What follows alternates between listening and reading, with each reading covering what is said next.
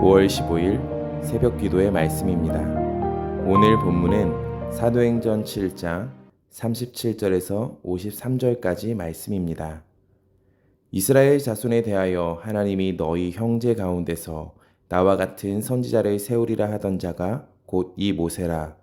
시내산에서 말하던 그 천사와 우리 조상들과 함께 광야 교회에 있었고 또 살아있는 말씀을 받아 우리에게 주던 자가 이 사람이라. 우리 조상들이 모세에게 복종하지 아니하고자 하여 거절하며 그 마음이 도리어 애굽으로 향하여 아론더러 이르되 우리를 인도할 신들을 우리를 위하여 만들라. 애굽 땅에서 우리를 인도하던 이 모세는 어떻게 되었는지 알지 못하노라 하고, 그때 그들이 송아지를 만들어 그 우상 앞에 제사하며 자기 손으로 만든 것을 기뻐하더니 하나님이 외면하사 그들을 그 하늘의 군대 섬기는 일에 버려 두셨으니, 이는 선지자의 책에 기록된 바 이스라엘의 집이여 너희가 광야에서 40년간 희생과 제물을 내게 드린 일이 있었느냐. 몰록의 장막과 신 레판의 별을 받들었으며 이것은 너희가 절하고자 하여 만든 형상이로다. 내가 너희를 바벨론 밖으로 옮기리라 함과 같으니라. 광야에서 우리 조상들에게 증거의 장막이 있었으니 이것은 모세에게 말씀하신 이가 명하사 그가 본 그 양식대로 만들게 하신 것이라. 우리 조상들이 그것을 받아 하나님이 그들 앞에서 쫓아내신 이방인의 땅을 점령할 때에 여호수아와 함께 가지고 들어가서 다윗 때까지 이르니라. 다윗이 하나님 앞에서 은혜를 받아 야곱의 집을 위하여 하나님의 처소를 준비하게 하여 달라고 하더니 솔로몬이 그를 위하여 집을 지었느니라. 그러나 지극히 높으신 이는 손으로 지은 곳에 계시지 아니하시나니 선지자가 말한 바 주께서 이르시되 하늘은 나의 보좌요 땅은 나의 발등상이니 너희가 나를 위하여 무슨 집을 짓겠으며 나의 안식할 처소가 어디냐. 이 모든 것이 다 내 손으로 지은 것이 아니냐 함과 같으니라. 목이 곧고 마음과 귀에 할례를 받지 못한 사람들아, 너희도 너희 조상과 같이 항상 성령을 거스르는도다. 너희 조상들이 선지자들 중에 누구를 박해하지 아니하였느냐. 의인이 오시리라 예고한 자들을 그들이 죽였고 이제 너희는 그 의인을 잡아준 자요 살인한 자가 되나니 너희는 천사가 전한 율법을 받고도 지키지 아니하였도다 하니라. 예수님께서 부활하시고 승천하신 뒤에 교회 공동체가 시작되었습니다. 부활에 대한 소식을 제자들이 전하기 시작하고 제자들이 기적과 표적을 나타내면서 예수님을 따르는 무리가 많아졌습니다. 지도자들이 이제 이들을 견제하기 시작하고 최초의 순교자가 나옵니다. 그 사람의 이름은 스데반입니다. 오늘 스데반이 유대인들의 지도자 산헤드린 공회 앞에 서 있습니다. 예수님과 동일한 죄목입니다. 위 사람은 말하기를 나사렛 예수가 이곳 성전을 헐고 또 모세가 우리에게 전하여 준 규례를 고치겠다고 합니다. 그렇기 때문에 이 사람이 여기 잡혀와 있습니다. 예수님께서 죽으실 때 소송당하신 죄목입니다. 동일한 재판장에 동일한 사람들 앞에 동일한 죄목으로 서 있습니다. 그의 변론은 설교로 이어집니다. 스데반의 설교의 앞부분을 다시 요약하면 이런 내용입니다. 이스라엘은 믿음의 조상 아브라함의 후예라는 민족적인 자긍심을 가지고 있었습니다. 그런데 스데반은 이것을 깨트립니다. 아브라함은 영광의 하나님께 선택받은 사람임을 강조합니다. 그러면서 아브라함은 더디 순종하던 사람임을 강조합니다. 그가 원하지 않았으나 하란에서 가나안으로 하나님께서 옮기셨다라는 것을 말합니다. 결론적으로 조상이라고 하는 아브라함은 완전한 자가 아니라 하나님이 주권적으로 선택하셨고 옮기신 자다라는 겁니다. 아브라함이 특별한 것이 아니라 하나님께서 선택하셨기 때문에 특별한 자다라고 합니다. 그들이 가나안 땅에 들어가는데 그들의 힘으로는 아무것도 할 수 없는 무력한 인생이었지만, 미래가 없는 인생이었지만, 하나님께서 약속하셔서 자손을 주셨고, 약속하셔서 그 땅을 주셨다는 것을 말합니다. 하나님이 선택하셨기에 특별하고, 하나님께서 약속을 주셨기에 특별하다라고 하는 겁니다. 이어서 요셉입니다. 요셉은 꿈을 받은 사람이죠. 요셉의 꿈을 통해 하나님께서 그를 선택하신 것을 드러내십니다. 하나님께서 요셉을 선택하셔서 11조상을 구원하셨다라고 말합니다. 그의 형제들은 요셉을 팔았지만 그래도 요셉은 악을 선으로 바꾸셔서 구원했다라고 합니다. 요셉을 등장시킨 이유는 무엇입니까? 너희가 택함을 받은 요셉을 팔았으나 그럼에도 너희를 구원한 하나님이시다라는 것을 나타내는 것입니다. 이 내용이 누구와 이어집니까? 너희가 버렸으나, 너희가 팔았으나 구원했다라는 겁니다.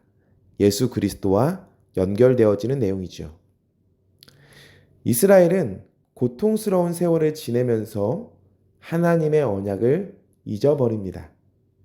그런데 성경은 아브라함에게 약속하신 것을 이루시기 위해서 모세를 통해 출애굽하신 역사를 이어가셨다라고 말합니다.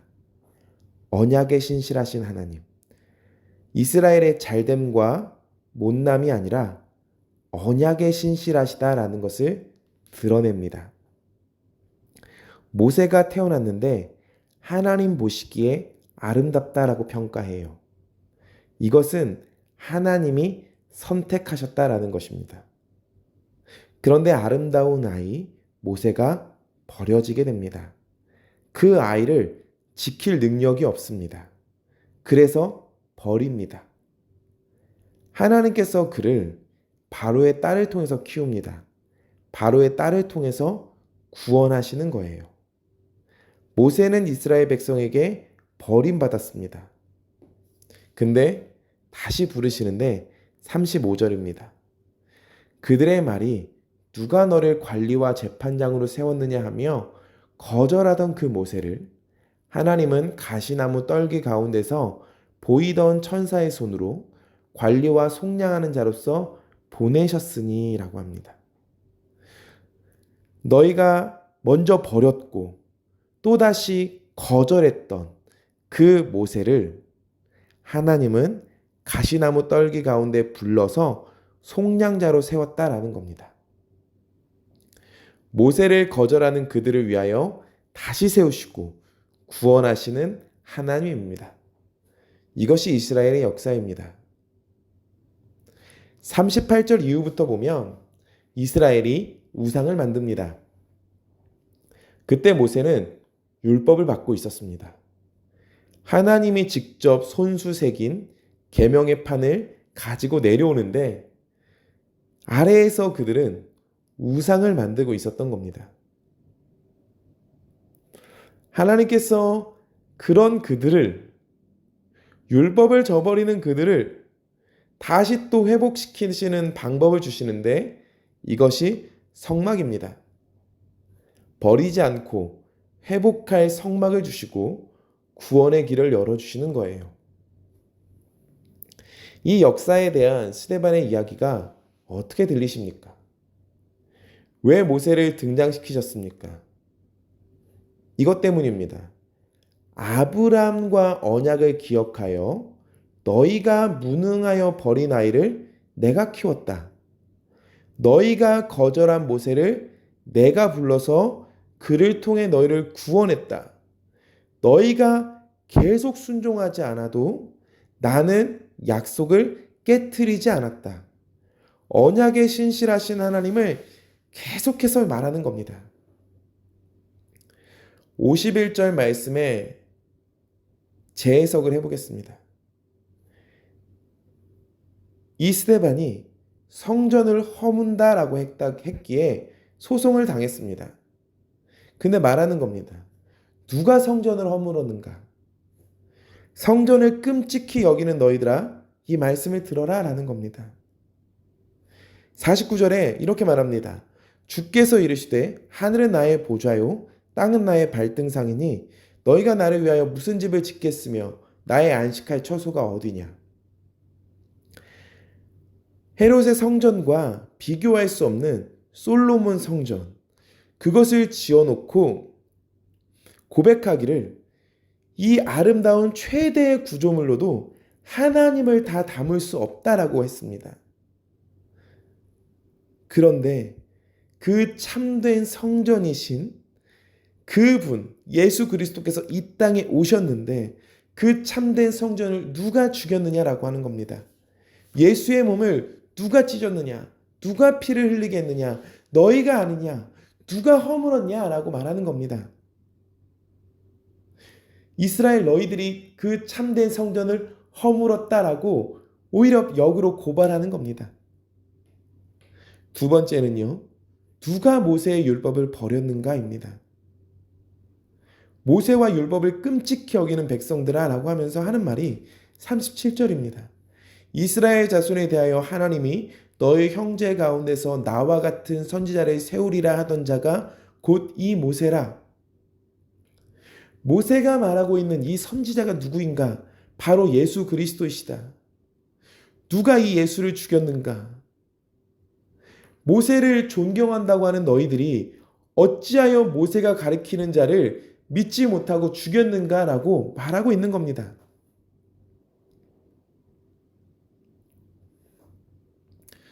오늘 스데반의 마지막 설교의 부분은 굉장히 강력하기도 하고 굉장히 부정적인 언어들로 가득 차 있습니다. 너희 조상과 다를 바 하나도 없는 자들아. 정말로 완악하고 계속해서 하나님을 배신하는 너희들아 라고 하는 그 고발의 소리들이 그 듣는 자들에게 있어서는 굉장히 기분 나쁘게 들렸을 수도 있습니다. 그러나 이것은 스데반의 설교의 핵심을 놓치는 것입니다. 이 설교를 듣는 자들은 핵심을 놓치고 스데반을 죽였습니다. 고발하고 있는 소리만 들린 것입니다.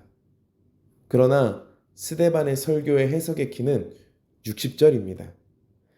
스데반 설교의 마침은 53절이 아닙니다.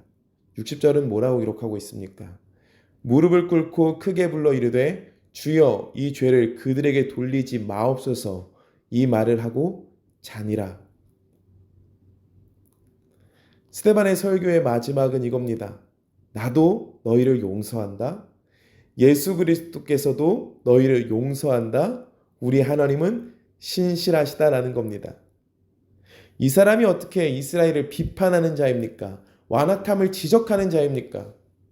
스데반 설교의 핵심은 완악함에도 불구하고 언약에 신실하셨던 하나님, 그 하나님을 이야기하고 있는 겁니다. 신실함의 증거가 예수 그리스도이시다. 그 분께서 우리의 죄를 위해서 죽으셨다. 완악함 가운데서도 피를 흘려주셨다. 부활하신 예수님은 우리와 맺은 언약을 여전히 지금도 지키고 계신다.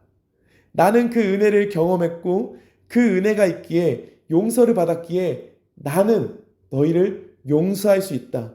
예수 그리스도께서도 너희를 여전히 용서하고 계신다. 라고 말하는 것입니다. 스데반은요, 예수님이 죽으실 때의 모습과 너무나도 닮아 있습니다. 예수님께서 죽으실 때 이렇게 고백했습니다. 아버지, 저들의 죄를 용서해 주십시오. 스데반은요, 설교를 어떻게 마무리하냐면요, 설교에 마무리하기 전에 돌로 맞아서 죽음으로 설교하는 겁니다. 죽음으로 설교를 마무리하는데 저들을 용서하십시오. 저들은 아무것도 모릅니다. 이 말을 듣는 사람들은 이때 예수님을 생각하는 겁니다.